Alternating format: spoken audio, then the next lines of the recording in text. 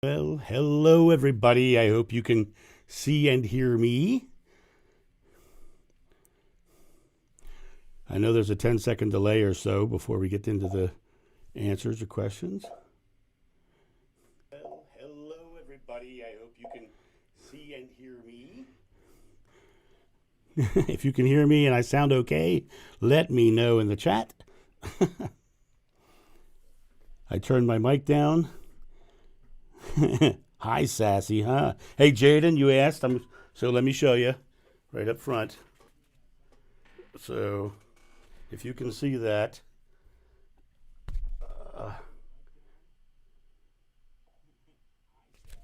So that's what it picks up in my green screen. You'll see a little shimmery stuff there. That's what that's all about. We have about a 10-second delay, so I'm just going to keep moving and keep talking. How is everyone tonight? Can everyone hear me okay? Woo, you can hear me. That's great. I understand we've been having a lot of problems with sound on videos, and I think I've finally figured it out. It had to do with me setting some settings in my editor, and once I figured that out, it was a good thing. And thank you for Angel Wings for the compliment on the painting. Okay, nice. Excellent. Okay, so I'm really excited about tonight. This is going to be really fun. It's the first live stream that I'm doing for you guys, and I think it's going to be the first of many. I had a wonderful experience the other day with someone who asked me a great question. Actually, it wasn't even a question; it was a comment. She said, "When I watch your videos, I feel like I'm going to church." and I said back to her, I said, "Well, that's funny. I should do live streams on Sunday mornings." And she said, "That's a great idea." And then the other day when I hopped on here, I tried to be sneaky and test all my tech, and suddenly 29 people saw it. We all got talking, and I think that I'm going to start doing Sunday live streams. And if I do, it'll start at noon Eastern time, and so it'll be 11, 10, 9 on the West Coast. If you like that idea, give me a thumbs up on that. Yeah, okay, great. Anyway, I'm really excited about getting into some of the questions, but first, there's a couple of things I really want to see. I want to get out and just give you some house cleaning first. First and foremost, if you guys have not seen it yet, Kim Carey has put up a video about this Sunday where she's doing a prayer and healing session for police reform and just racial equality, basically. And she's asked me to be a part of that. And as you know, I talk about the idea of, two or more gathered, the collective consciousness come together with good intentions actually does make change. So if you can attend that on Sunday, it's going to be Kim, myself, and several other people are going to be on there, basically putting an intention out for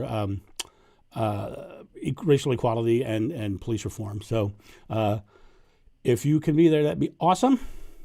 That would be awesome.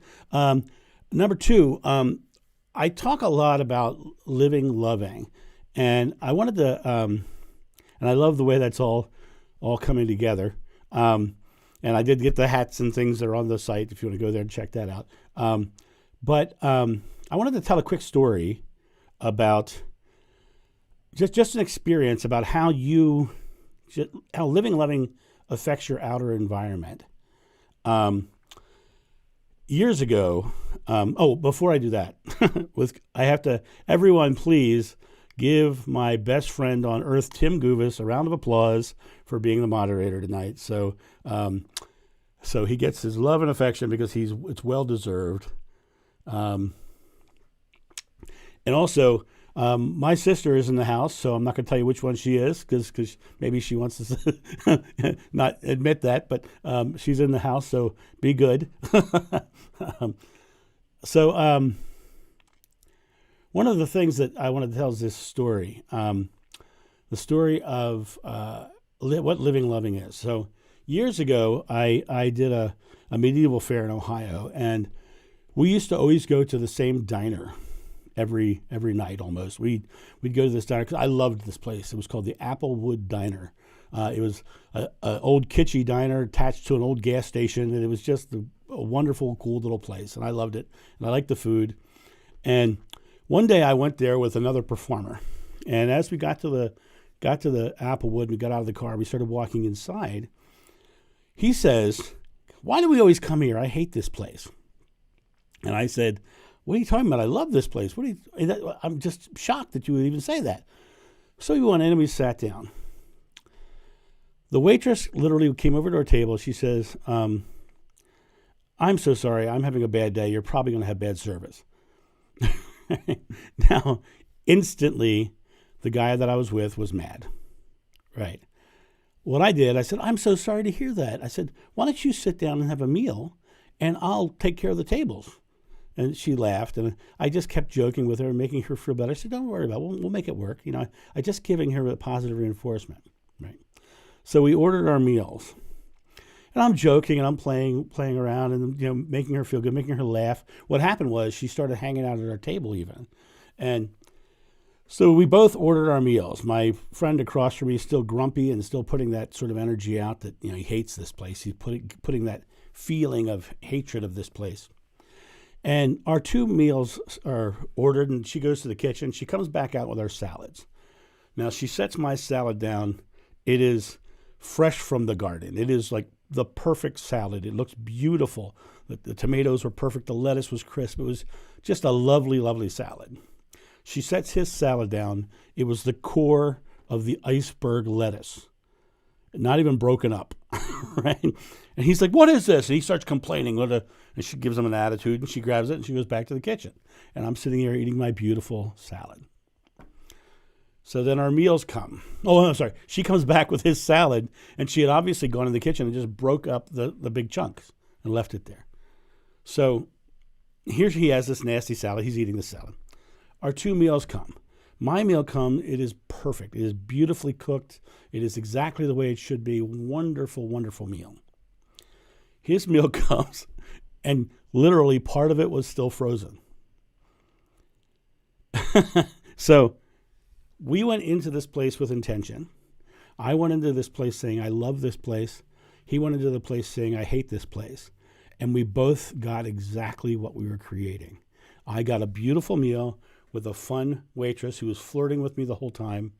I had a wonderful experience, with the exception of this person across from me who wasn't having a good experience. But he is the creator of that experience, as was I. And so this live-loving thing affects not only you, it affects the people around you. It affects the idea of being the love. If you can be the love, then what happens is you affect the outer environment as a whole, and things change. I know I haven't answered any questions yet or looked over that yet, but I will in a second. And I just wanted to get that out there because I think it's one of the most important things that I can talk about is how do you live love? How do you do that? Because we talk a lot about the theories and we talk a lot about the things that I remembered from my past life, but we haven't really talked about practical action. And it literally is the idea of just talking and loving and going into every experience, loving it first. If you can walk into every experience loving what's going to happen, you're going to have a loving outcome. And that waitress had a wonderful time with me, didn't have a wonderful time with him. So she was being affected by us both in different ways. So that's, to me, is really important to think about the practical applications of what we talk about. You know, one of the problems that I've found with the religious teachings is that they're so mired in extra stuff that they forget the simple core essence of being love. And that simple core essence is literally the teachings, just being that expression of self, that expression of love, and then putting that out there. I know a lot of times, like, I'll be somewhere and I'll see a child who's crying, and I'll start doing all the little tricks I used to play, with Verkinen. I used to, the whole, those kind of things. And the child starts laughing. That's just a loving gesture to do. that's the way I like to live my life. And I think that's one of the key elements of the teaching, is that we should just start loving and living and looking at others empathetically in a big way. So that long-winded story aside, I will take any questions you have, and we will dive right into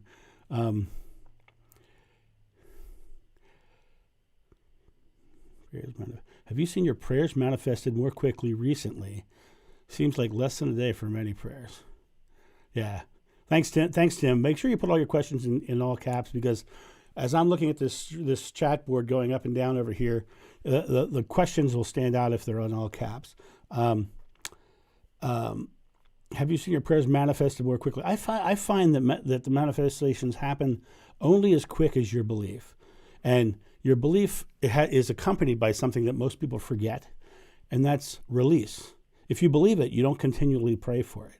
That's one of the issues that a lot of the prayer has, is they say, well, I'm praying for, $1 million, and they pray for $1 million every week. Well, the repetitive action of praying for $1 million every week means you don't believe you're getting it, because you're still asking for it. You have to stop the asking and start the believing. Once you start the believing, you get the answer very quickly.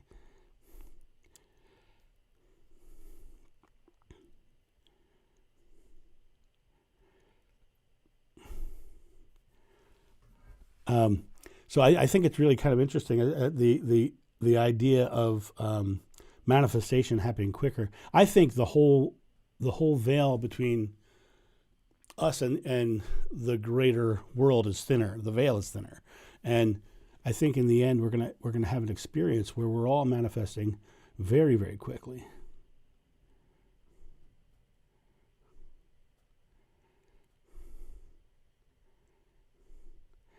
How did your ask for 20,000 K per month work out back in the day? That you're talking about when I was chanting it as I walked? I made $20,000 the next month. But I was very focused on that. I was in the corporate world, and corporate speakers were making lots of money. So that was like 2 speaking gigs, and I had that. But yeah, I did. My money went right up very quickly. But yes, I believe that if you can get your intention singular and towards that intention and release it, let it go. My walking meditation was $20,000 a month, $20,000 a month, and that was when I finished that walk. I didn't think about it again the rest of the day. That was just a subconscious mind training at that point. Yeah, it did work out really well. And it's interesting. One of the things that being in the corporate world did show me very quickly was that everybody's into the money idea. Everybody, and even the movie The Secret and the book The Secret was very focused on the money. If you want this much money, get this much money. The interesting thing is, I find that if I focus on the things that I would do with that money rather than the money itself, I get the things faster. I get the money to do it faster. So I get it. Like, for instance, I'm living right now in a 3,200 square foot house. Now, when I was married to my last wife, we had decided that we made a list of what we wanted to find in a house. And we wanted 3 bedrooms, at least two baths. We wanted a first floor master that her aunt could live in. We wanted a big yard. We wanted woods with a creek. We had a whole list of things. And this house fell into our lap. And it has everything on the list. But we had said, this is what the house we're going to get. And we had put our focus on that. And that's what came into being, because we actually let it go. We made our list. We set it aside, let it go. If you could see, I have on my desk here a notebook of a simple manifestation of what I want to do. And when I sit here and I'm waiting to do something on the computer, I just take that time to subconsciously train my mind on focusing on those things. And those things are coming into my experience pretty quickly. Are some of your spiritual family here on earth? That's an interesting question, Lori, because do you mean my people I knew 2,000 years ago? Because there are people that I know in this life that I don't know if I knew them 2,000 years ago, but when I met them, I know full well that we were bonded. For instance, our moderator tonight, Tim, it's funny, Tim and I do not remember ever meeting. The only thing we remember is just being friends.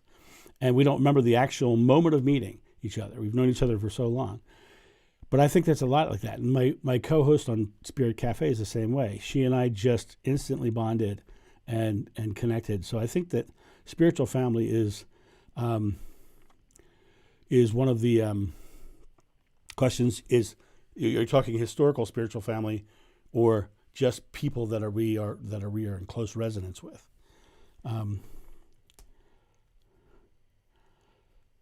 What is the best way to show positivity to a negative person you see every day?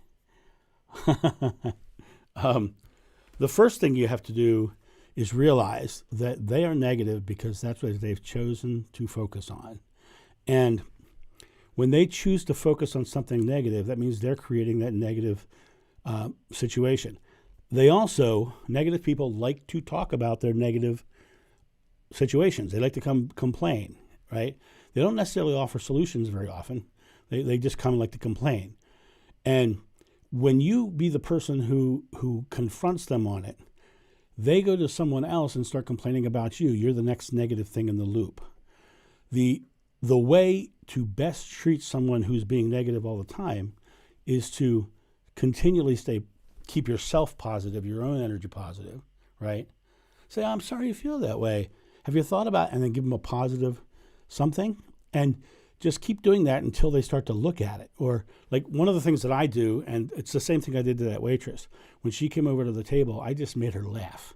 I just found ways to make her laugh, right? And when you can make someone laugh, you break them out of the cycle very quickly. And then I just continually gave her positive and making her laugh. And the more I made her laugh, the more she liked me, right? My compadre across the table was not giving her that at all. So when you're dealing with somebody who is negative, all you really have to do is remain positive yourself. And don't give them what they want, because they want your ears. They want your ears. They want to have someone to complain to. And so if you give them the situation where you're like, I'm sorry, I don't have time right now, or something like that, they're going to take that as a negative. But you say, I'm sorry to hear that, but yeah, I'm doing this right now, and it's awesome. And you stay positive. It negates their situation. It's just like a bully. What a bully is looking for is a reaction, because they want to feel powerful by your reaction. And if you don't give them the reaction they're looking for, they go away. They stop coming because you're not feeding what they need, which is their power.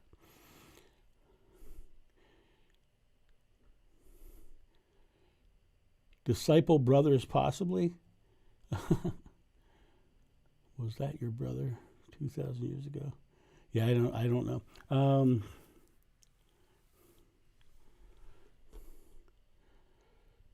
So I'm going to start only looking at the capitals, because you guys are moving quickly, and I hate to have this dead time looking at the camera. So if you have questions, put them in caps, and we'll go from there. Now, my brother Tim, who is on, like I said, the guy tonight, he and I, he is one of the guys in my life that I go to talk things through.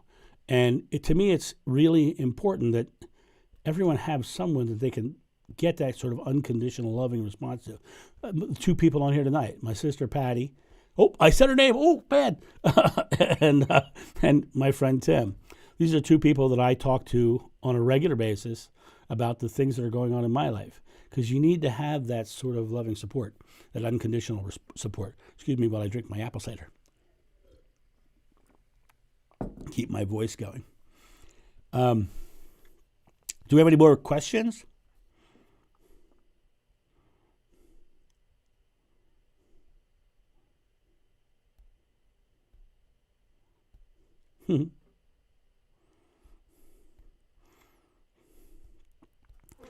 Look at that. It's Patty Swimler, my sister, the only one named Patty. You've been outed. You've been outed, Patty. So as far as are you guys enjoying the videos so far? Those videos are all because of you. I have never had such a loving community who brings up all kinds of questions, and I love the fact that the questions are very much not geared towards who I was, but more about information and how to put it into action. I find that a lot of people really look at the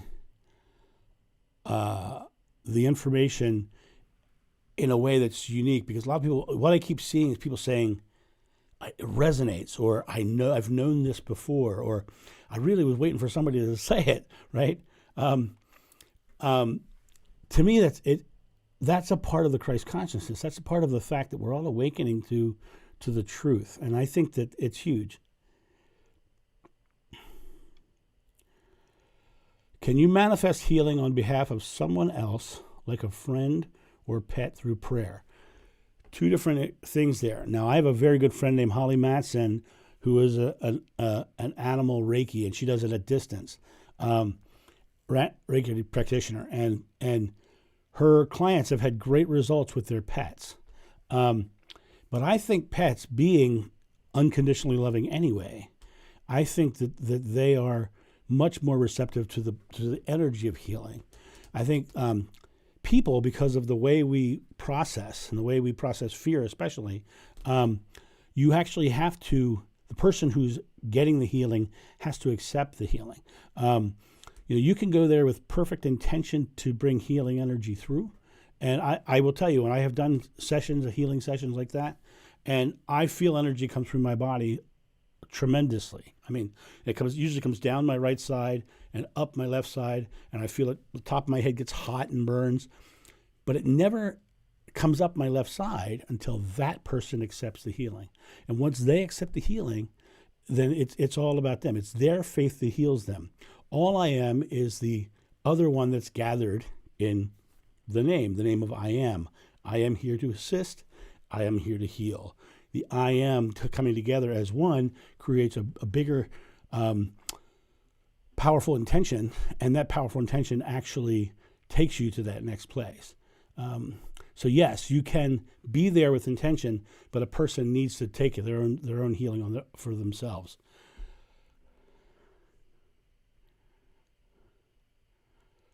Thank you, Debbie. Are ex-wives, ex-husbands, absentee fathers part of the soul family? Well, if they are, I've got 3 of them.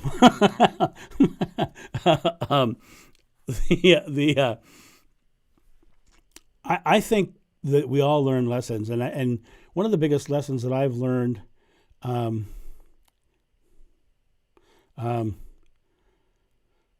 of the lessons I've learned, and it helped me in coming out this time, was the fact that I have to be my authentic self. I have to be me.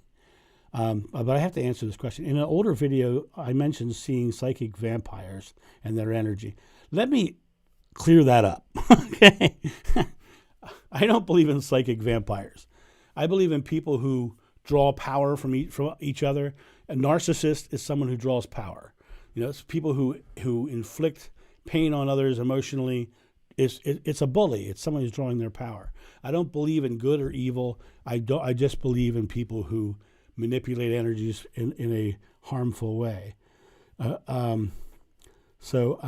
I do not believe in psychic vampires. And I don't know which video.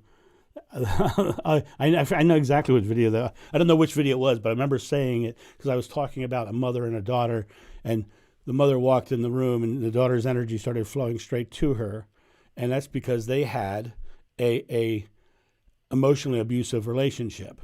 But I don't like the use of the word vampires, even though I'm sure I said it. Back in the day of John of old, were all the apostles happy and pleasant guys? No.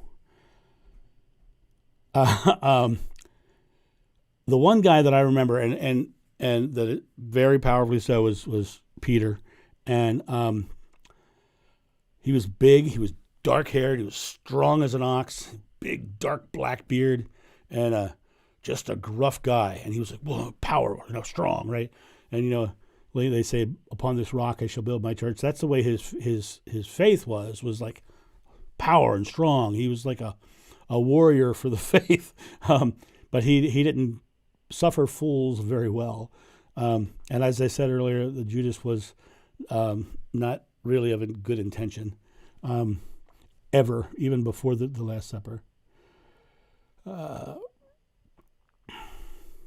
What is the best way to maintain constant connection with angels or guides? Think about this. If you want to maintain connection with angels or guides are just part of the consciousness of everything. The best way to do that is to stay released of the fears of the world. So if you can give yourself time to breathe, and if everyone would just take a second and draw in and exhale and feel that feeling of release.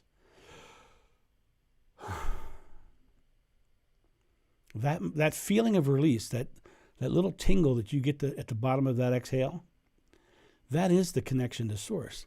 And if you can feel that feeling and get to that space,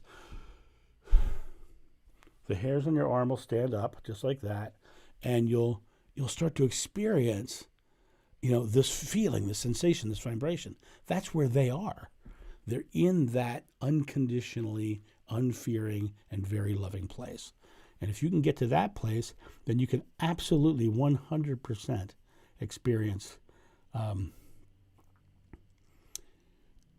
your guides and angels, because that's where they'll talk to you, the cleanest, the clearest, without your fears, without your goggles, which are blocking the information from coming through. When Jesus laid his hands on people, like the guy he instructed put mud on the blind man's eyes, was he doing Reiki? You know what? We never talked Reiki in those days. The interesting thing about Jeshua and healing, about Jeshua and healing is when Jesus would heal, he would literally do things in gestures and touch and do things of that nature to give them something to believe in. The story of him walking through the crowd and the woman touched the hem of his robe and he felt the energetic release. He then, who touched me? He could feel that energetic release. And he says, it's your faith that heals you, right? That concept of your faith healing you is the key to that healing process. So Jesus would put mud on the eyes. He would put hands on. When I would do those sessions, I would hold hands specifically so we'd have that touch, so we'd have that feeling, so we can put faith in that motion, that love, the compassion. And sometimes when you actually say, this is the healing modality, then they can put faith in that. The interesting part about it is he was very aware of the fact that what he was doing was giving them something to believe. And once he gave them something to believe, their healing was assured. But it had to be their belief that did it. And being open to energies and flowings of energies is very interesting, because you do feel it. You all feel it when you walk into a room and there's been a fight. You can feel the tension in the air as you're there. You can see and feel that, whoa, everybody's all tense, everybody's all in that mode, right? That's that energy that he felt on a regular basis, and he was very attuned to it. Why is that loss of loved ones so devastating, knowing they are in a beautiful and peaceful place? Because you are in a fearful place. And they were a representation of love, and you, in that experience, just lost that love in your experience. And so it's devastating for you because a part of love has been taken from you. You're feeling that separation. And interestingly enough, if you felt true love for that person who has passed, and you're feeling that fear and that devastation, that anxiety, in a weird way, that's a blessing, because you're feeling the opposite of the love. You're feeling the absence of that love. And that's why we're here, because you would not understand or know what love feels like without those moments as well. I hope that makes sense. Hello, all you lovely chatters as well. The interesting thing about loss and grief, I know I talked about this on a different video, is that loss, that grief is a small part of their life. It's a small part of your life, if you so choose. But you got to remember, they want to be remembered for the whole life, not for this little moment. And one of the things that I do when I'm coaching someone is I tell them, put your hands up and say, this is their life, and this is the grief moment. Now throw it on the floor and step on it.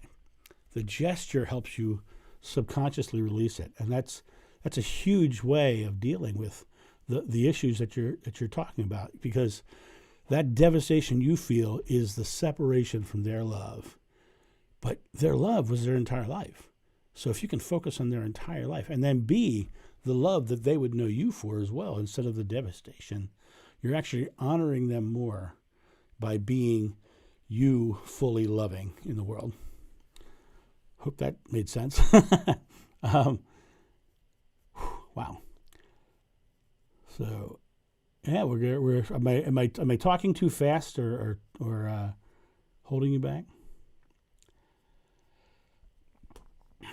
I have read almost all of Dolores Cannon's books, and at one point I reached out to Dolores Cannon, but she wasn't interested in working with me because somebody else did my regression. I said, well, I come in and you could regress me and you could have your. She says, no, somebody else regressed you, so I don't want to do that. So it was one of those situations that I was disappointed because I really wanted to work with her because I loved her books, and a lot of it rang very true for me. Oh, thanks, Jaden. I find that I sometimes, when I get talking, the information is coming through, and I just want to, boom, push it out. Oh, one of the questions just was retracted. Okay. So what else do you want to know? You want to go off on one of your questions that you gave me on the on the chat board?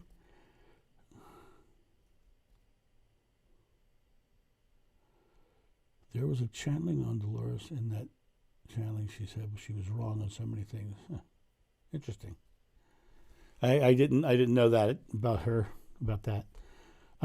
By the way, thank you guys for all the reaching out to other YouTubers and stuff, because if you really think about what Kim Carey did for this channel, on the day of her interview aired, we had 4 subscribers. Me, Tamara Zoner, my sister Patty, and my friend Holly.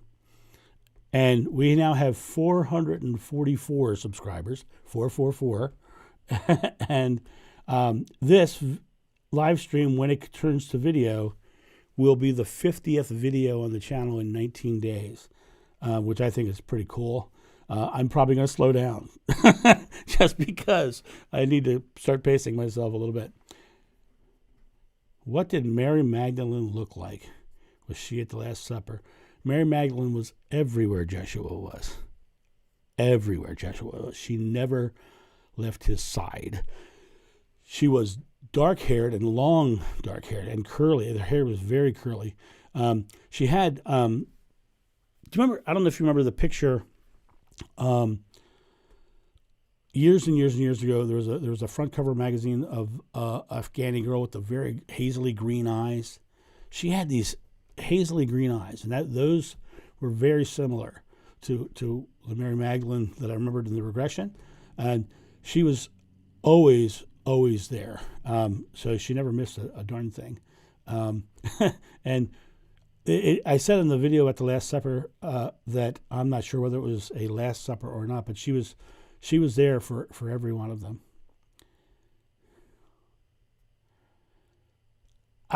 Is it your soul contract to have 3 wives? I don't believe in soul contracts. I believe in coming here and having experiences, and my experiences were unique in that I fell in love with somebody, and someone became the representation of love for me.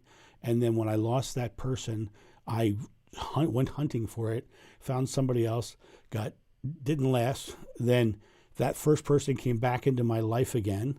Let's see, the first person was not my first wife. She was my fiance who left me. And then when the first wife went away, the fiance came back, and so the representation of love came back. And so I was thrilled and overjoyed, and we have a wonderful son together. And then when that broke apart, I went back into that same old pattern, and I shut down even trying to date anyone for a while. And then the third wife was me desperately looking for another loving experience in my life. So I don't think of soul contracts. I don't believe in that. I think that would be adding a layer on there that is non-existent in my mind. It's funny. Do you know how many past lives you've had? Have they all been on Earth? I don't, but I will tell you a couple things that are interesting. When I was in Petra, Jordan, I walked up to that building that you see in the Indiana Jones movie. And as I walked up to the building, I saw myself walking up to the building from on top of one of the pillars because I was up there carving it. And I had that experience. When I was in Egypt, I was sitting with a friend of mine on the plateau, and I had a complete memory of sitting there with him way before the time of Jesus.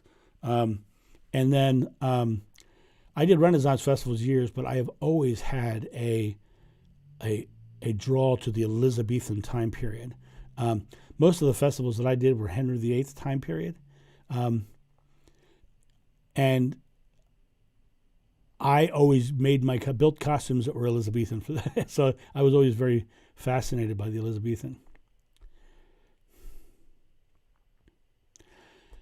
John, what do you think of church practitioners that charge their church members money to pay or pray for them? Do spiritual treatments for a fee? I think that is the nature of anything of organized religion in general. I remember very clearly being in the sacristy of our Catholic Church and watching the priest guilt somebody for not having dropped off their envelope. So you have to also remember that the Catholic Church especially is one of the largest landowners in the world, and especially with their tax-free tax exemption, they are one of the wealthiest organizations that there has ever been. And so I think that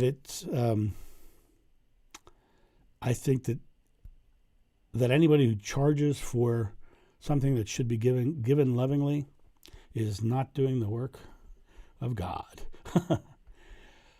I love this question. How do you remember your life with Jesus so well?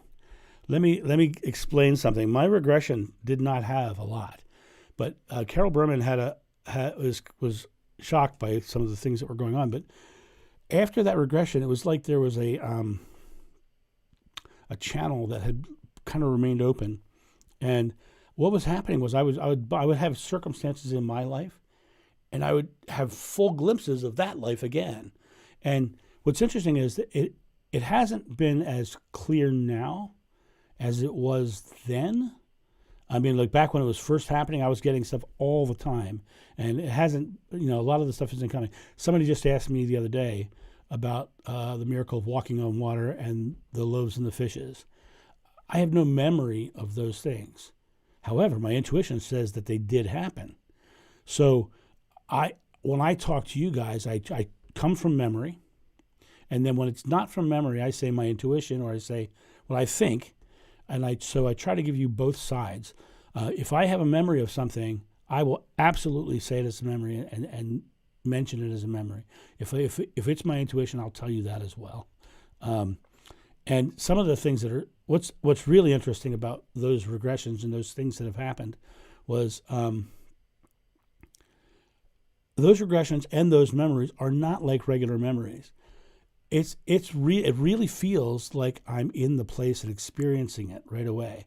When I was in my regression, I could feel the wind, I could smell the air, and I could feel the stones and the sand beneath my feet. I could feel the experience. And when Joshua touched my chest, and showed me what unconditional love was without my fears, that was a very visceral experience.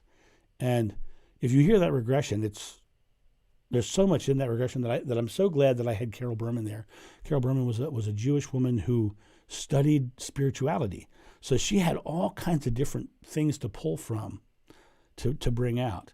And so she talked about so much stuff with me. She guided me to places like saying, "So what's happening now?" And she'd say this, and then I would say something, and I have no idea what I'm saying, but she would have a reference point that she could talk to me about later.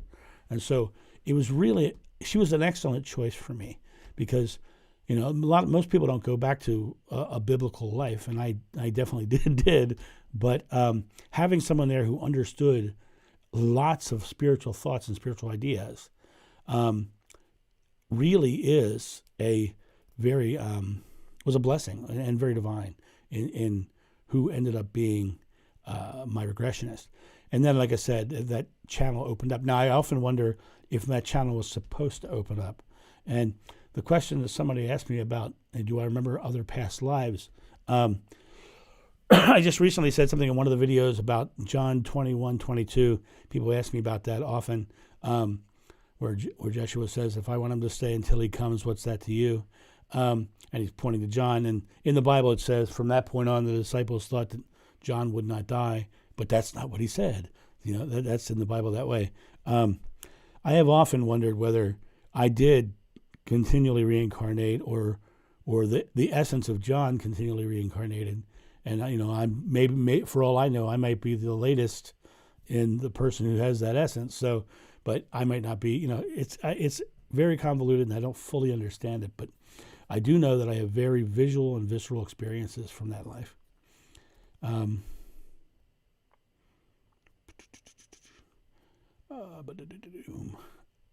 Yeah, we're slowing down on questions. Any more? I'm really enjoying being able to talk with you guys. And one of the things that I'm very grateful for,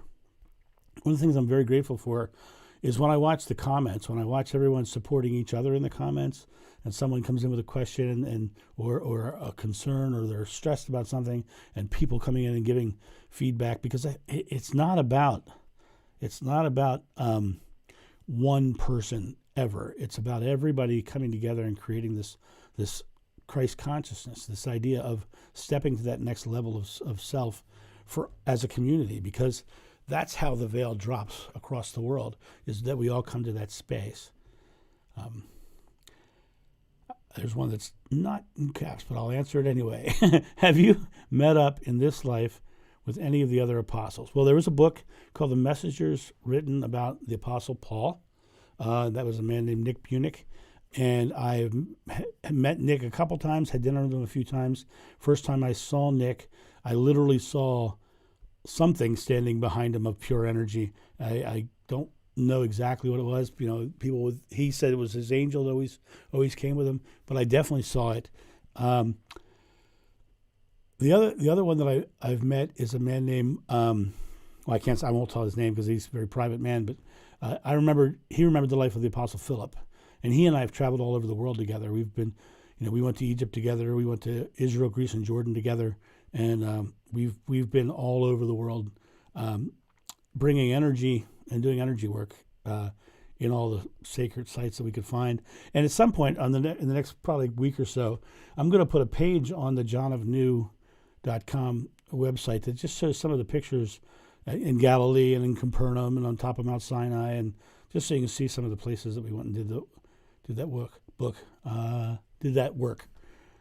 When will your book be available for purchase? Well, my hope is that the book will be done in the beginning of the new year. I'm thinking that if I'm far enough along, I may put it for pre-sale in December to get some of the Christmas money.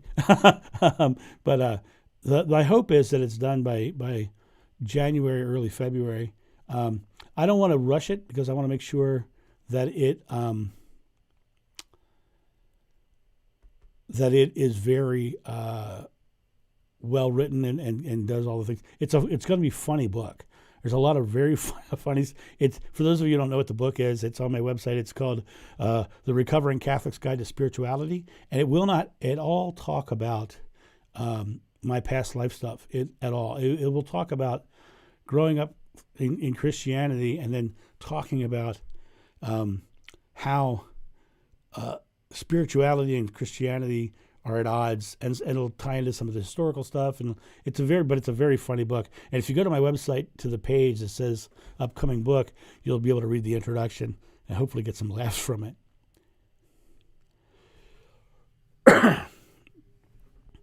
Why do you think that life you remembered specifically, and it's that life you remembered specifically, John? Why do I remember the life about John the Beloved?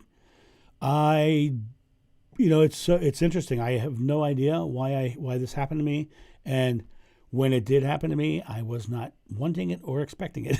I was fine doing my crazy Renaissance Festival show and sword fighting and making people laugh, and when it happened, it was astounding, and and I was like, no, I don't want to deal with this. I want to do. I'll tell you some of the key moments that were big. The first person who did the first reading for me, we went to Rehoboth Beach, Delaware, and actually went out on Cape and Lopin and did a reading out there. And I specifically in that space, we sat down and she started channeling. When she started channeling, her face changed, her demeanor changed, and she says, "Do you see me?" And my eyes were closed. When I closed my eyes, I said, "No, I don't see anything," because I was thinking that I'm going to get it this way. There's nothing here. She's here. I said, "No." She says, "Open your eyes and see." And it was interesting because I opened my eyes, but I wasn't where we were. I was somewhere else, and my face was coming up out of the sand, and I saw feet here. And I looked at the feet, and I looked up, and he was standing right above me. And then she starts channeling. She says, "John of old, John of new, I love you. I've always loved you. I will always love you. I'm with you. I've always been with you. And I will always be with you." And that is where John of new comes from. As time went on, it got crazier and crazier and crazier. I was at a holistic center. Lady stopped the reading and ran out and grabbed my arm and said, "You're John the Beloved." I was talking to a friend of mine who I did not know was a gifted person. She actually is a mime at a Renaissance festival I do. And we're sitting there. In the middle of our conversation, she was a Jewish woman. In the middle of our conversation, she says, "You were John the Beloved, right?" So it was really just insane how it was all happening. What do your family members think of this? Do they tease you with made-up reincarnations of theirs? Absolutely not. And one of the most supportive people in my life is my sister Patty, who's in this chat board right now. The ones who are very Catholic and still very Catholic, never mention it. Never say a word about it. It's the thing that's not spoken. And I'm okay with that because that's their journey, not mine. They all have access to any information that I have. And so yeah. Other than that, my sister Patty's really the one. My brother Jimmy allows me to talk about it. I'm not sure what he truly believes in it. But my non-family brothers and sisters like Tim and Holly and Tamara, they're totally behind it and totally giving me the go for it.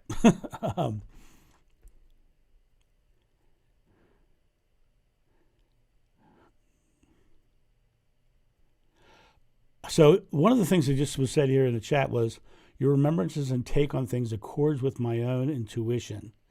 That, to me, is the Christ consciousness coming now. This is what you would call the second coming. This is the consciousness of that awareness coming now. People are hearing these messages, and you're sharing it, I'm sharing it, everyone's sharing it. When they hear it, they know the truth of it. They feel it in their gut. They know this is true. And what's interesting is the people who are so trained in the organized religions are having a struggle with it because they're hearing it and they're feeling the truth of it, but it goes against everything that they've been taught since childhood. And that is a hard journey to go through. And when they're going through that journey, all we can do is just love them through it and just talk to them about it and say, I love you no matter what. To give you when you're looking at the, I'll give you an example. When I was was coaching a lady, spiritually coaching a lady. And by the way, that's on my website too if you want to do any of that. But I was coaching her through a process. And one day she said to me, she says, I'm going to end the relationship with my mother. And I said, really? Why would you do that? She said, well, every time we get together, we just butt heads. We just butt heads. It's terrible. I hate it. It's horrible. I said, okay, so here's what I want you to do for me. Before you end the relationship, the next time you get together with your mother and you start butting heads, what I want you to do is I want you to stop. I want you to take a breath. I want you to say, Mom, no matter what you do or say, I will always love you. And she says, I don't think I could say that. I said, why not? She said, I don't believe that. I said, well, I give you permission to say it and do it, but not think it until she makes you feel it. And so I didn't see her for a week or so. And she walked up to me and says, oh my God, you changed my life. My relationship with my mom is great. I said, what happened? She said, we got together, we started butting heads. I did exactly what you said. Mom, no matter what you do or say, I will always love you. Mom started crying. She said, I love you too. They hugged. It was the best, the absolute best relationship ever since. What happened? They both wanted unconditional love. Mom was complaining and being hard. Daughter was being angry at mom. They both stopped. What she said was, no matter what you do or say, I will always love you. That is a definition of unconditional love. And when you give unconditional love, the person feels unconditional love and they go, oh, I love you too. And the whole relationship changed just because they became unconditional in their love. You know, we all want unconditional love in our life. And if you look at those unconditional love experiences that you've had in life, it's the times that you don't feel that you feel the worst. There's one. Can you tell us how your spiritual reading works? Do you channel information during the session? It's a great question, and let me tell you how it has worked. I tend to open up about a half an hour before the session, and whatever comes down, I just sit there and I write notes. I just sit here and I write notes, and it's interesting because sometimes those notes are awesome, sometimes those notes are okay, but most of the time they have some direct correlation. And I had one session that she came in, and instantly before she came in, I could feel the presence come in. During the session, I'm opening the source. Whatever comes through, comes through. It really is about taking that person to find their place of that unconditional loving space, to be more connected to source and spirit. But it is also, in many ways, a way to come together as two individuals with clear intention. So we get there and we talk. We say, what is it you're looking for in life? And we work on those things that get you to that space. And we energetically change. And I've had incredible experiences. When I do live sessions, I literally have seen people leave their canes behind. But it is about them doing it, not about me, but it's about us coming together with intention. And so the sessions, I start with those kind of things. Sometimes I get huge downloads of information. Sometimes they don't need huge downloads of information. Sometimes it's literally just tweaks and takes you along the way. So it really comes down to what it is you're needing at the time.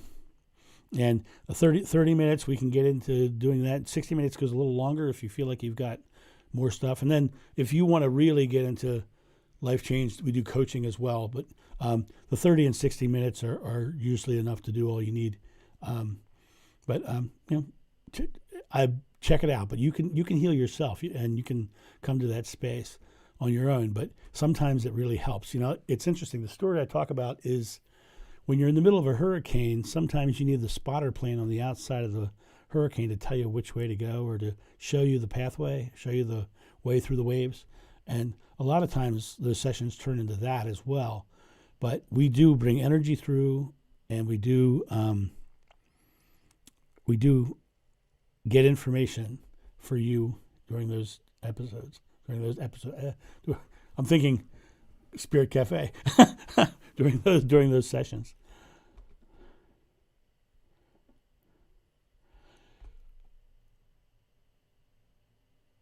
Sometimes, and by the way, sometimes it does channel too, but it still sounds like me talking, but information comes through that doesn't come from me. What do you think about more people gravitating towards spirituality? Is there a difference between spirituality and New Age? It's interesting you asked that question because I do believe there's a difference between spirituality and New Age. New Age was, in my opinion, another way of wrapping information around the divine, just like a religion. It was like, do this, do that, do this, do that, and do this. Whereas spirituality is a feeling. It's a being. And you don't need all of the tricks and trappings. One of the things that I deal with now is people saying, well, you have to have this mantra, you have to have that breathing technique, you have to. No, you don't. That's New Age. All you have to do is feel. Just let go and release. And, they talk about it being the breath of God. Right there at the bottom of your exhale is a feeling, and that feeling is the source. And if you can get to that space and keep going back to that space, eventually you'll prolong that time that you're in that space. New Age really is trying to wrap different dogmas around the divine, whereas spirituality is feeling and being. That's my opinion. I'm sticking to it. I do my sessions via Zoom, and it's recorded. One of the first one I did on Zoom. We had a snafu with the recording with Zoom. I have solved all of that issues. I'm now recording it twice, and you'll get a recording of the video afterwards. I'm recording it on Zoom and on my hard drive at the same time, so I have multiple copies. Once you receive it, I delete all my copies because it's not my reading, it's yours. And I should not have your private reading on my hard drive because I shouldn't, it's just wrong of me. It would be morally wrong of me to keep your information.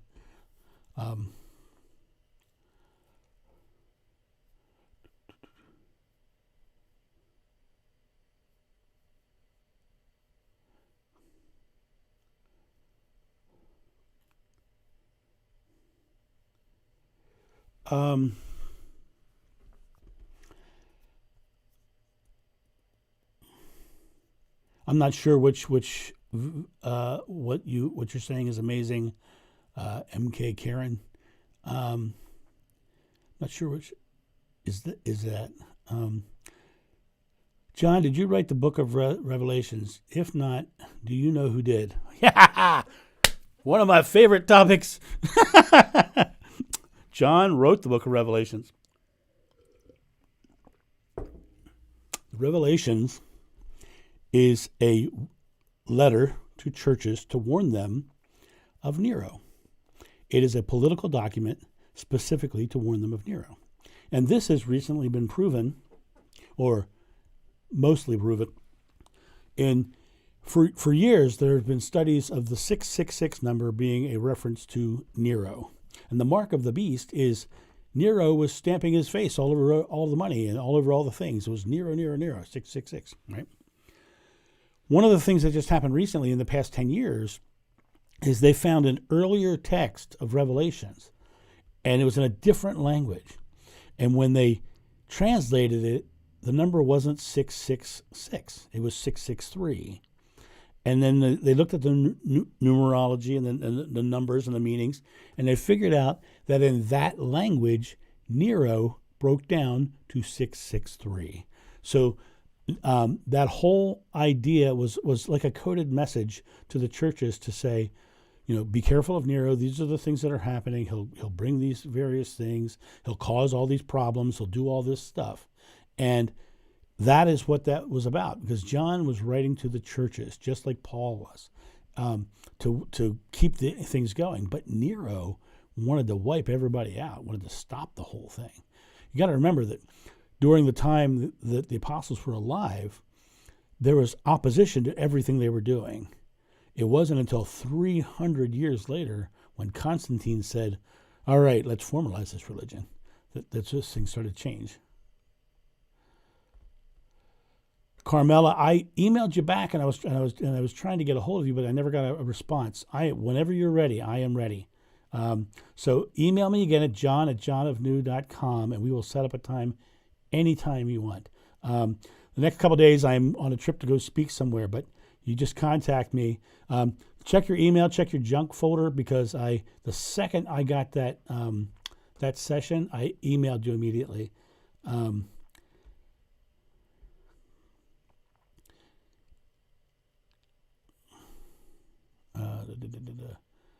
Let's see what else here.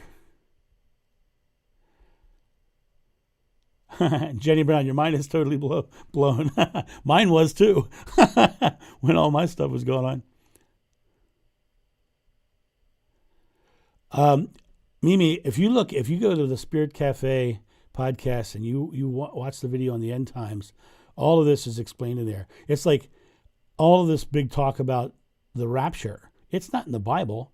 That was written in there. That was written into Christian lore by the Methodist minister Darby in 1830.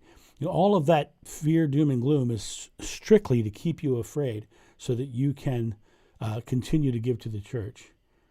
Now, the end time, we are the creator of our experience, and we're not creating end times. So there you go. Hello, Barb. How are you?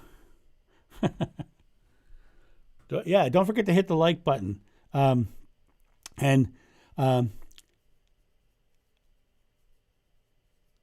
going to go back to Carmela again, because I really feel bad that hasn't happened yet. I would never let anybody pay and not get what they have paid for. So, yeah, just email me, Jonathan of New. We'll do that.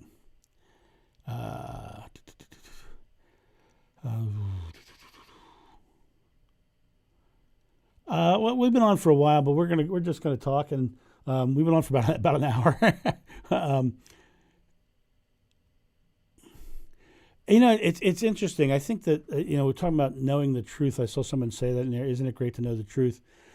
When you feel it and you know it's true, that's the key for your life. Spirituality is a personal journey, and when you go through this personal journey, it really comes down to the idea of you stepping into recognizing truth and seeing truth. The hardest part for anybody who's been in a organized religion for a long time is the concept of from childhood, you've been trained to think a different way. And so it's just subconscious belief. But as I've said in one of the videos, being born again means setting down your subconscious belief, starting something new, and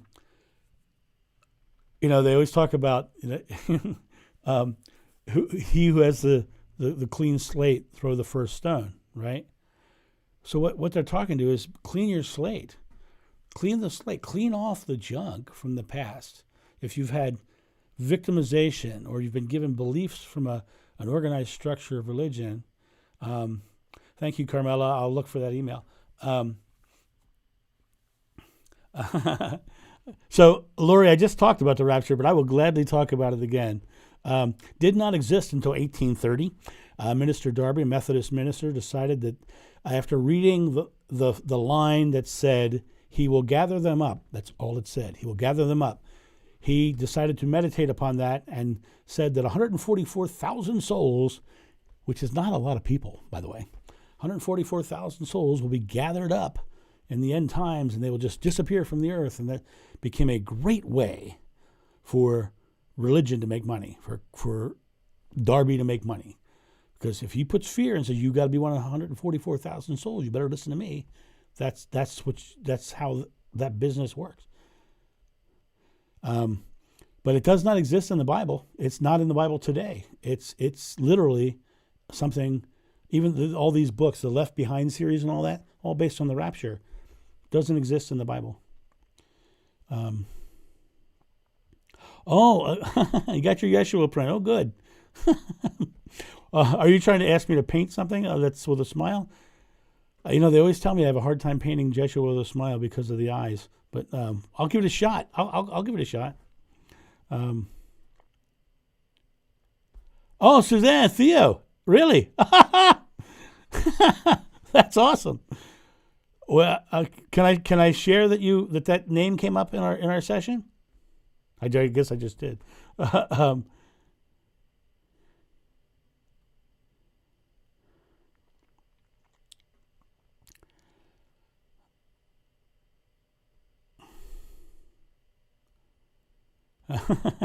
it let me get on my little soapbox if you guys don't mind. I hope you don't mind. I hope you don't mind. Um, Organized religion is going away. Organized thought and fear about how we get you to stick with organized religion is going away. You look at statistics of churchgoers is dwindling fast. All the stuff that they use to scare you into staying is going away.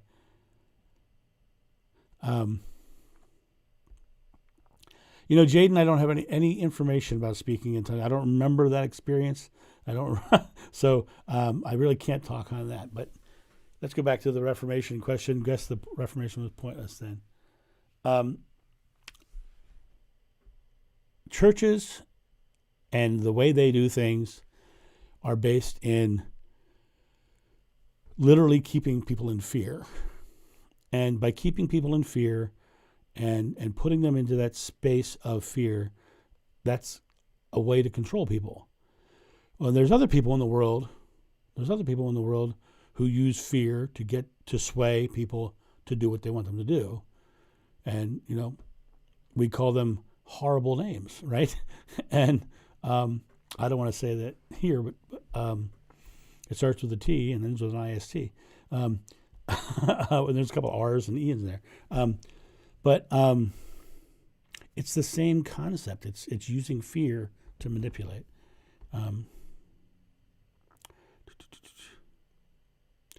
The term born again, in the way it's used nowadays, gives me the willies. But I don't know if I said this in a video the other day, but I have a sign on my front door that literally says, if you're here to get me to join your cult, I won't. And before I put that sign up, I would get Jehovah's Witness at my door 3 or 4 times a month. And ever since then, I've never had one knock on my door. And I actually had one come up to my door, turn, run to her car, and then drive across my lawn to get out of there quickly. So there's nothing on there that said Jehovah's Witness. There's nothing on there that said religion. There's nothing on there that said Christian. The only word that was on there was cult. And she related to that word enough to be scared. And so that to me says a great deal. And born-again friends who are trying to bring you into belief, how are they doing it? Think about the methods by which they do those sorts of things.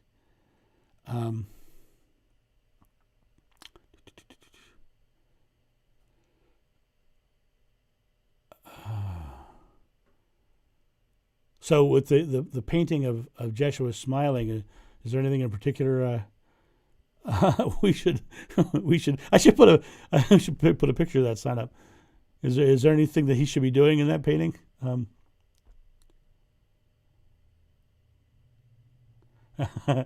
Yeah. Okay. So can I tell you? I'm going to tell you 2 funny stories about Jehovah's Witnesses coming to the door. I don't know if they're appropriate or not, but I'm going to tell you anyway. I knew a guy who had a big, deep, raspy voice, right? And he was staying in. He was staying at a trailer park, and he was in one trailer, and right next to him was another trailer, and they had a big dog, and he could hear the big dog barking, and he literally looked out the window and saw the Jehovah's Witnesses coming to his door. That's why the dog was barking. So he opened the window and he leaned his head out and goes, "Beelzebub, shut up." They turned around and left. The other story was a friend of mine owned a dance studio, and all day long she dealt with little kids. And the Jehovah's Witness came to the door and walked up, knocked on the door, came up, and she's talking very nice to him, and she notices his fly is down. Well, being a teacher of kids all day long, she just reached down and put the fly up. And then she realized what she was doing, She looked up at him, let go, stepped back. He stepped back, nodded, turned, and left. So I've often thought that's what I should do. Only the other way. But those are my two funny stories that have come to the door.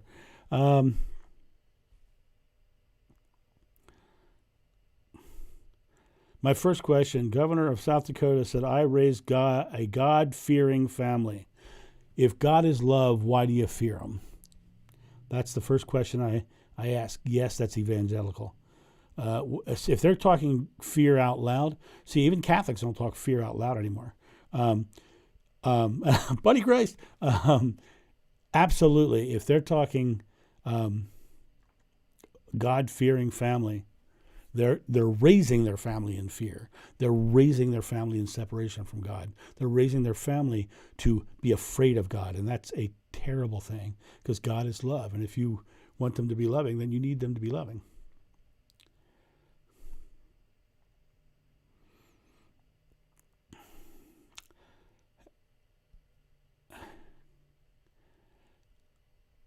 I answered earlier about I have met a couple of other people who remember being the apostles.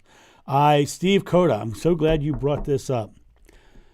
Casey said John of the Beloved would return as John Peniel, which means gift from God, as you embodied teachings, and would turn inward to God, Peniel. Fascinating that it is an essence in your teaching. I will tell you something interesting. John Peniel is also mentioned in the Paul Solomon writings as well.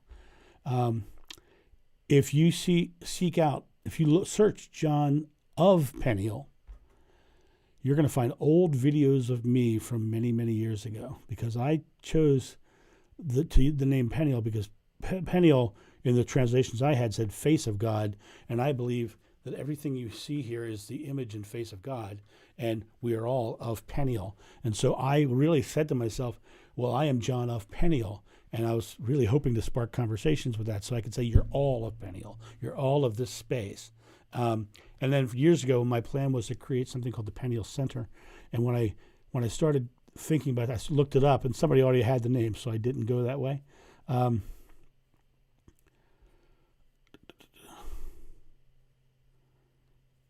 And I appreciate that. John Peniel, and it's interesting. He said John Peniel. The one that moment that got me is when I was going through all my memories of that life and that whole experience. Everyone was telling me that I had all this stuff, and I opened up a book called Edgar Cayce on the Millennium, and the only quote they had about John in the book was, John the Beloved would again be named John, and that freaked me out. I was like, oh my God, does that really say what I think it says? And it was totally it was a validation for me in a very big way. Another one of the readings, and I don't know whether it was Casey or Solomon, talked about the blessing the place of the mysteries with the, I keep forgetting the quote. I can't find it anywhere either. I will find it again someday, and I'll show it to you guys. But it's blessing the place of the mysteries with the essence of the one that he loved, or something like that. And when I was in Egypt in the year 2000, I went there with a group of very profound people. One of them was the most gifted psychic I ever knew, and one of them was the man who remembers being the Apostle Philip, and the other was an author of a book, and I don't want to out him because he's I just don't want to out him. And while I was there, I had a huge energetic experience, and I had just amazing experiences happen on the plateau there. And I often wonder whether that was a reference to what we did that day, because after we left the plateau that day, psychics from all over the world were contacting my friends saying, what just happened? We just felt something happen. And they experienced what they called a wave and a balancing of energy. So that was a unique experience. um, did I ever see Jesus smile at all? I saw him smile all the time. The man was funny. He'd laugh, he'd joke, he was funny. But I can't believe that what the readers have told me is that the reason I paint him with sad eyes is because I saw the crucifixion. Crucifixion was a small part of his life. The rest of his life was love and fun and laughter, and and he had a way of, I would say something and he would go and give me the look, and then the two of us would laugh. Yeah, right. It was one of those kind of, we had that sort of very brotherly, teachery, I don't know, student-teacher sort of relationship. Very, very fun relationship. I think very fondly of it.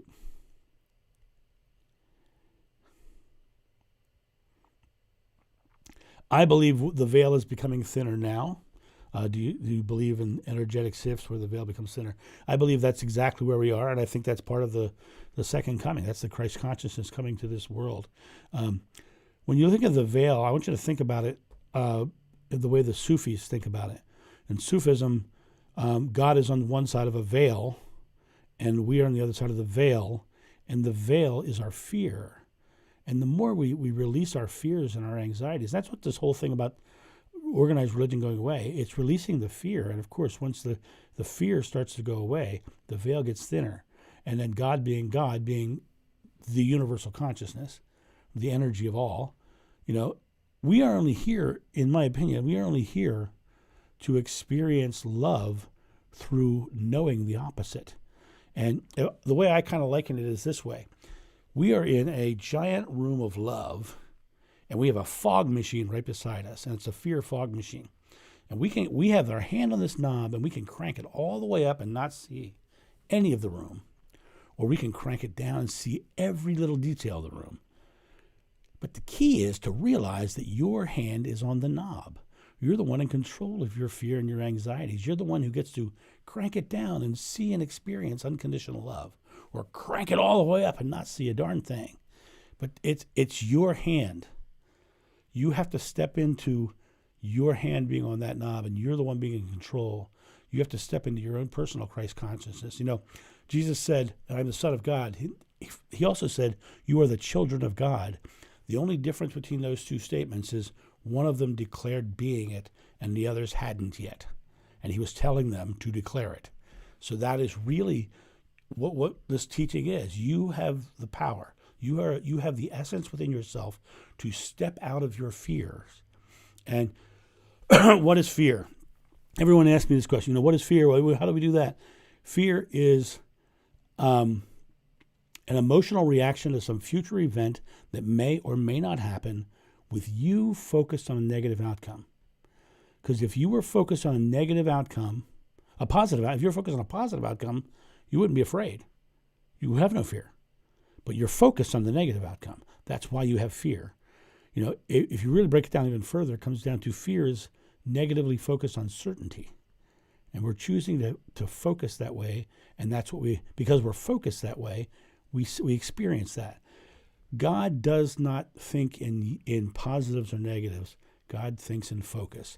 And so if you're focused on something positive or negative, you're getting it. You're creating it.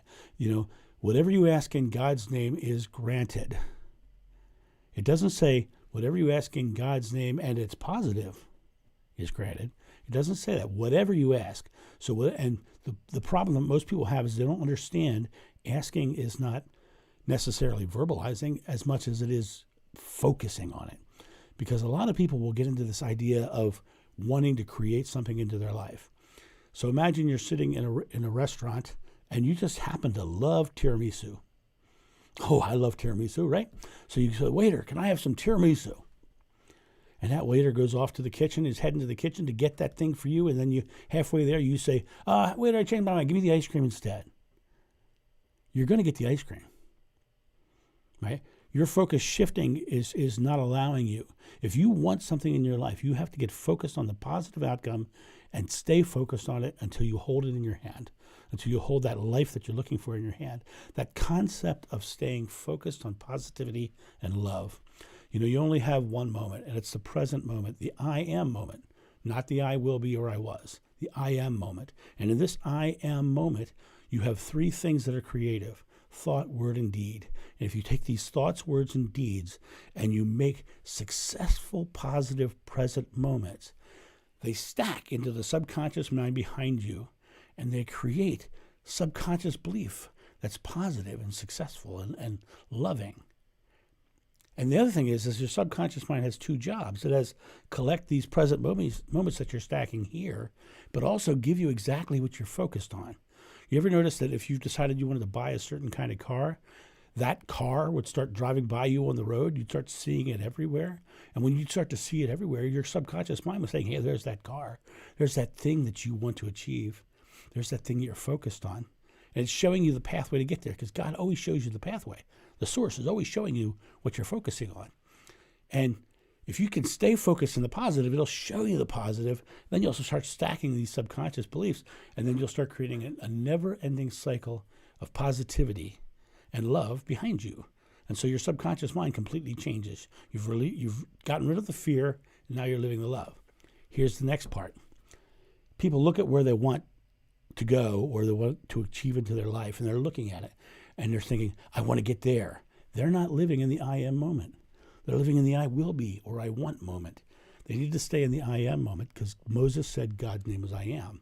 So the more you focus on this thing that's out of your time, then you're never going to get it, because you never get anything in the future. My friend Holly, who many of you know, the Reiki practitioner I talk about, when she looks, she says, you can't go to the store next Thursday right now. You can't go to the store next Thursday right now. You can only go right now. This is the only time that you have to do anything. And if you step into that space,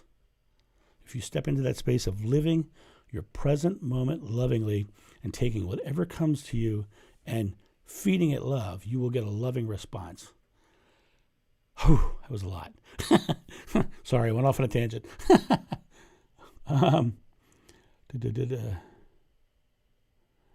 I do not know anything about, I don't even know how you say therapeutai. I don't know anything about that. I'm sorry. Mimi, thank you. Back to you. I need a drink after that one. Well, we've gone an hour and 22 minutes so far. I know that for some of you it's going to get late here soon. Let's. What do you say we do 5 more questions, Tim? How does that sound to you, Tim? I'm sure he'll answer in a second.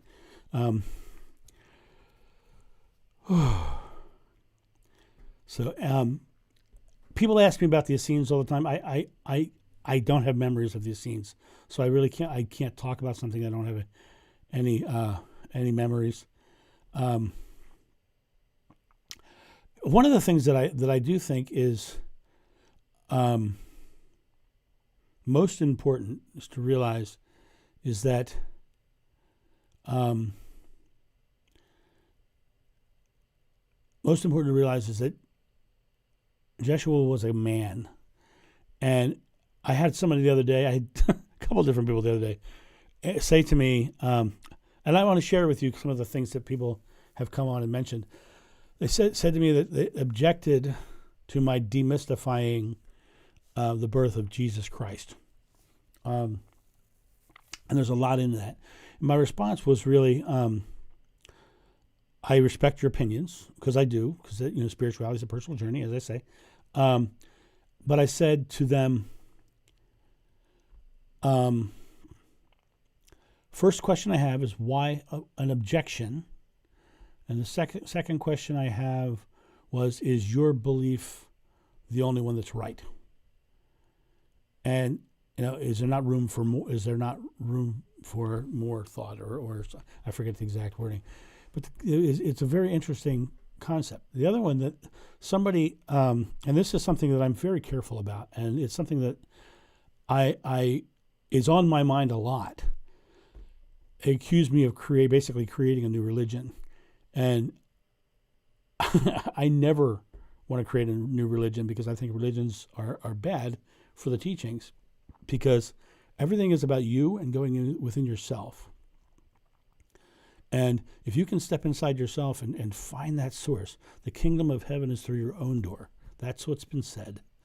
Go through your own door, And in the book Gospel of Thomas, the kingdom is within and without. Everything you see and experience is the kingdom, right? The only thing that brings that consciousness and that second coming to us is releasing our fears and living love and being love. And live love equals love living, right? That's just the way it works. So let's jump into these last few questions. So who's got one? Anybody good? Thank you, Carmela. I hope it was a good experience so far. I've been to Qumran and I've been to the Dead Sea, the actual cave of the Dead Sea Scrolls, and I've walked through the museum that's there and it's seen a lot of this stuff. It was a wonderful place to visit. I mean, I had no. I'll tell you, the couple spaces that I had real experiences was Capernaum. I stood at the foundation of the original temple that Joshua taught at, which is now built on top of by Roman, but the lowest rocks were the original temple.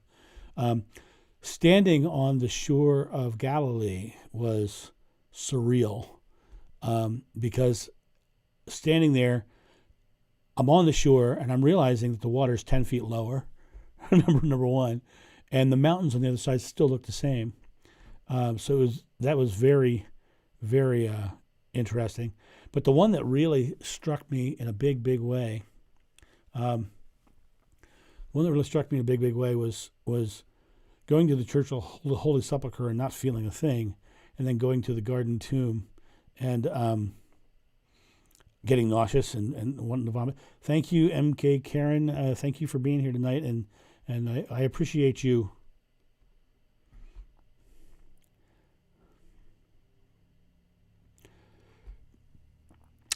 And it's Gnostic may be from the Gospel of Thomas. Well, gnosis is the key word of the word Gnostic, and gnosis means hidden wisdom, and the Gnostic texts were the quote unquote hidden wisdom, and it's interesting because there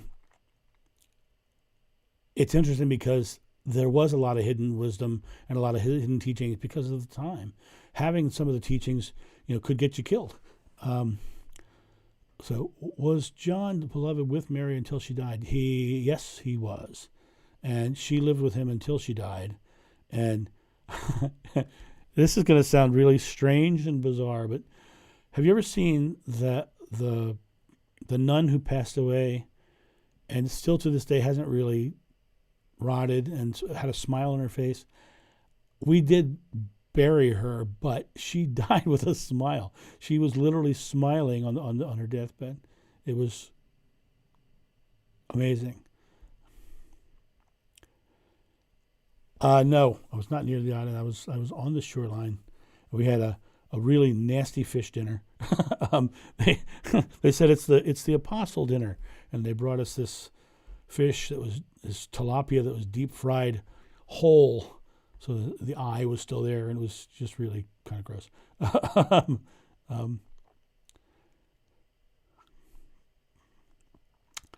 So, guys, I guess we're going to run out of questions here. So we'll just go a couple more minutes, and then we'll let it go. I think this was a good live chat. If those of you guys are interested in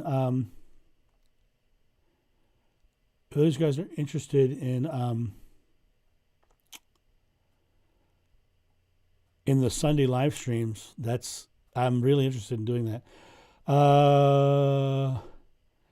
Mary was extremely wise, and she knew all of the teachings of Joshua.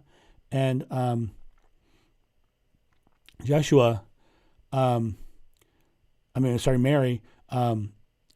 was able to share a lot of the wisdom as well. And so she and I would have deep conversations about a lot of things.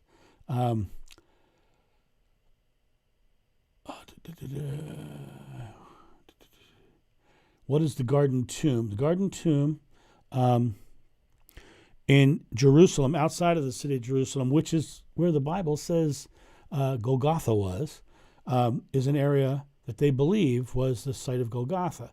Now, when he was crucified, he was taken immediately from that site right into a tomb that was nearby. That's what it says.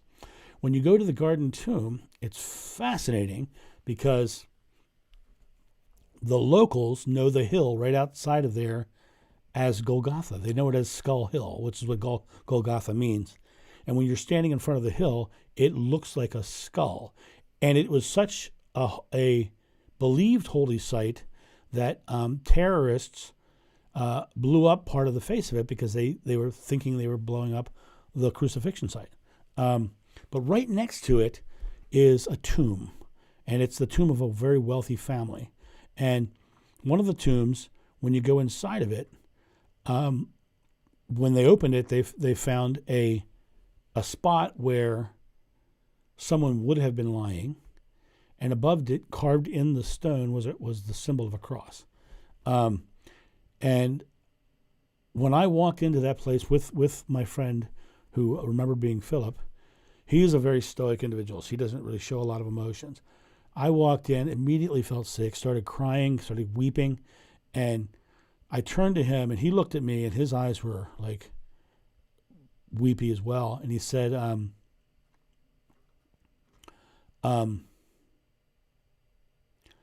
I think they got it right. That's what he said. I think they got it right.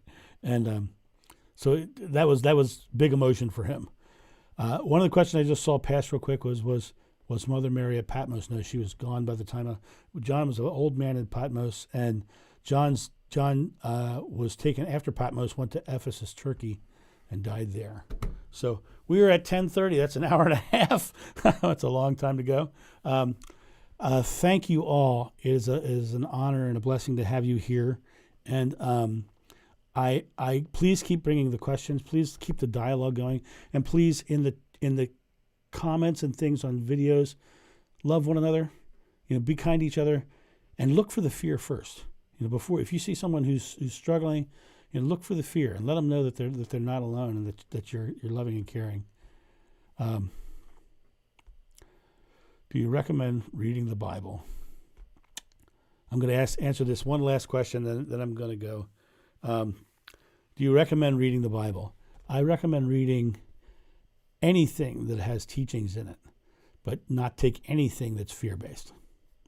And if I was going to read the Bible right now, I would search out the Septuagint, which is the earliest Greek translation, and see if you can find a direct translation from that, because I think that's going to have many less translations that you do right now. Thank you, guys. I'm going to end this live stream. Thank you, and look for more videos. The next couple of days I'm going to be traveling, so you're going to get some videos of me outside instead of here in my green screen studio. And I will talk to you soon, and you'll see me on videos. And probably not next Sunday, but the following Sunday, I'll start the Live Loving Live. And don't forget, Sunday, Kim Carey's session. It's going to be 9 o'clock Eastern time, I believe. And then counting down from there. Thank you, guys. Have a lovely night, and I will talk to you soon. See ya.